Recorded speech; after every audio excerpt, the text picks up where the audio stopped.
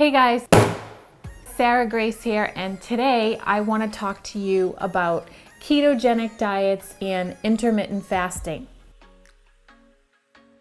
I get asked on a pretty regular basis, what are my thoughts about keto and what are my thoughts about intermittent fasting? I know that they are two really hot kind of topics right now, so I figured I would discuss them with you all. So for those of you that may not know, keto is basically burning fat for energy. So instead of burning carbohydrates as your number one source of energy, you are burning fat for energy. Now, we've always been told that carbohydrates are the number one source of energy. They are the easiest for our body to recruit for energy, but now we are finding that we can actually use fats more for energy, but only when your diet is a certain way. With intermittent fasting, it's basically where you take the entire morning. Some people go until like 2 p.m. in the afternoon without eating anything, just drinking fluids. And then you eat your calories from 2 p.m. in the afternoon until like say 8 or 9 p.m. at night before you go to bed. So there's a whole long morning, early afternoon period where you're not eating and you're working out and you're going about your day. Burning fat for energy is a really good thing for your body. And having fat as your number one source of energy that you are utilizing is awesome. That being said, it is hard to get into ketosis and stay in ketosis for an extended period of time. It is hard for your average person to get there and continue that as a lifestyle. So it's not impossible, but what I'm finding people are doing is basically they're like, okay, I'm going to eat high fat foods and I'm going to cut out all carbohydrates, especially starchy carbs, but they're not careful about where their fats are coming from. So again, getting back to the point of health. Is it healthy? Is it good for your body internally? And is it maintainable? It's important when you choose a nutrition plan that you are thinking about, okay, what am I actually putting in my body from an ingredient standpoint or from where I am getting my food, sourcing my food from. So there's people who are like, all right, I'm gonna do keto, and they go out and they find just high fat, whatever they can, and they don't look at what they're putting in their body. For instance, they may be consuming vegetable oils. They may be consuming a ton of processed cheese, cream cheese, sour cream, all of those things. They're getting commercial dairy products, not thinking about organic, non-GMO, or where they're getting their foods from. So there is still a point that needs to be made that you still have to be careful about where you're sourcing your food from and that you're being aware of what you're putting in your body. Commercial dairy is really not good for anybody. It causes a lot of irritants for people. So just because it might fit in with keto, it doesn't mean that you should be eating it. Vegetable oils, I mean, they are highly toxic and rancid, and just going and consuming those oils because they're considered fats, also not healthy. So number one, we really need to look at where we are getting our foods from and what is actually in them. And then number two, is it maintainable for life? And that's what I always try to preach to people, is pick something that you know you can do and you can stick with it. You have a job, you have travel, you have life. You don't have a chef, you're not a celebrity probably. You know, all those things play a role. So it needs to be something that you can do and you know that you can maintain it. When you take a trip, when you go about your day, with your work, with your kids, whatever it may be. And so I find for a lot of people that picking a diet like a ketogenic diet is going to be something hard that for them to maintain on a daily basis. So I always recommend to people to find a healthy balance. Eat some of your carbohydrates, but just don't eat processed ones, and eat them in moderation at the right time of the day.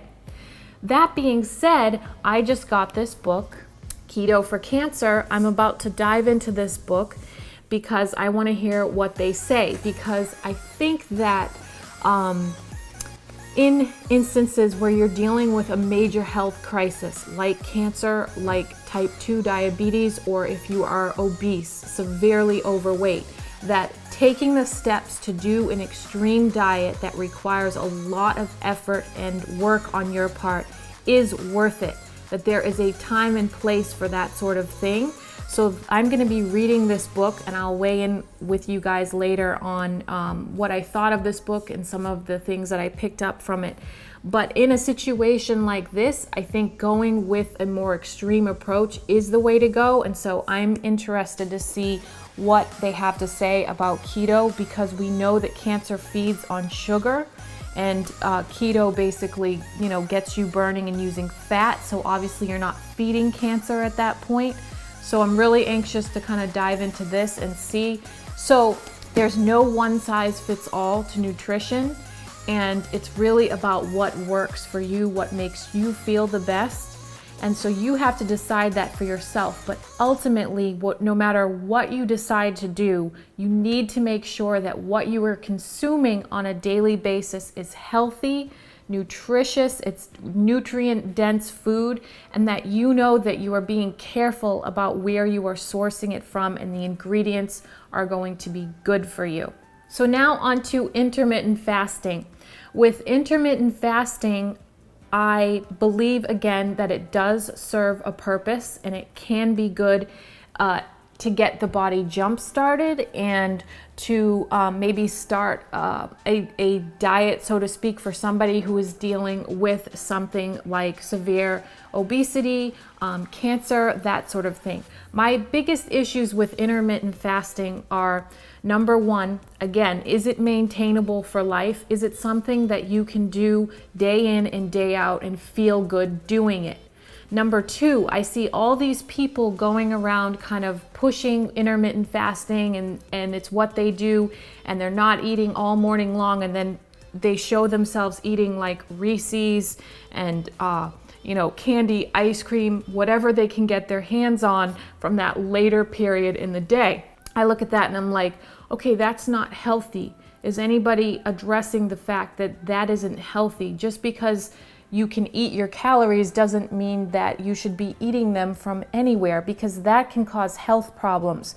And if the whole point of starting a nutrition plan and a diet to begin with is to get healthy, then why are you eating garbage food? That just doesn't make sense to me. It's because a lot of the times the focus is strictly on aesthetics. I look good, so therefore I am healthy. That is not the case. You can look good but be internally basically dying inside, and it will manifest itself eventually in the form of disease, autoimmune disease, all kinds of issues, whether it be anxiety, depression, type 2 diabetes, cancer, fibromyalgia, chronic fatigue. There's so many things that I can list. And so it's really important to be aware of what you're putting in your body. So that's number two. Number three is my issue with intermittent fasting is, what about the people who maybe have issues with not eating enough, and that's been their biggest problem. I'm not just talking about, say, anorexic or bulimic who have disorders with their food, but like, what about somebody who, is used to not eating enough protein, enough carbs, and so they're basically like that skinny fat, so to speak.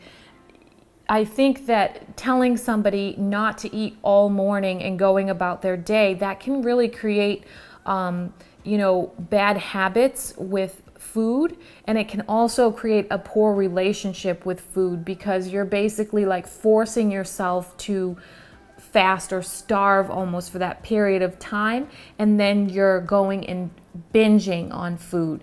And so I think people need to be careful about how they're presenting intermittent fasting and how to who they're presenting it to. Again, there's no one size fits all, and so for some people that type of diet could actually be dangerous for them. And again, it's not necessarily something that's healthy and maintainable for life.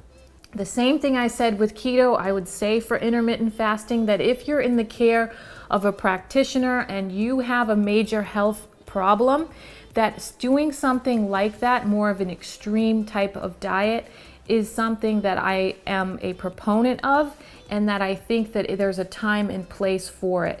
But I like to teach and show people how to maintain healthy diet lifestyle forever, and what you can do on a daily basis to be healthy. You don't have to do anything extreme.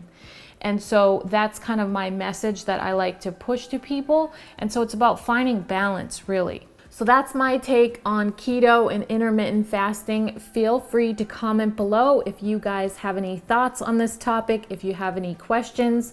I welcome your feedback, and I'm sure I will get some people who are very passionate about the topic, as I always do, especially when it comes to certain diet and lifestyle choices. These are things that people feel strongly about, but that's why I'm here.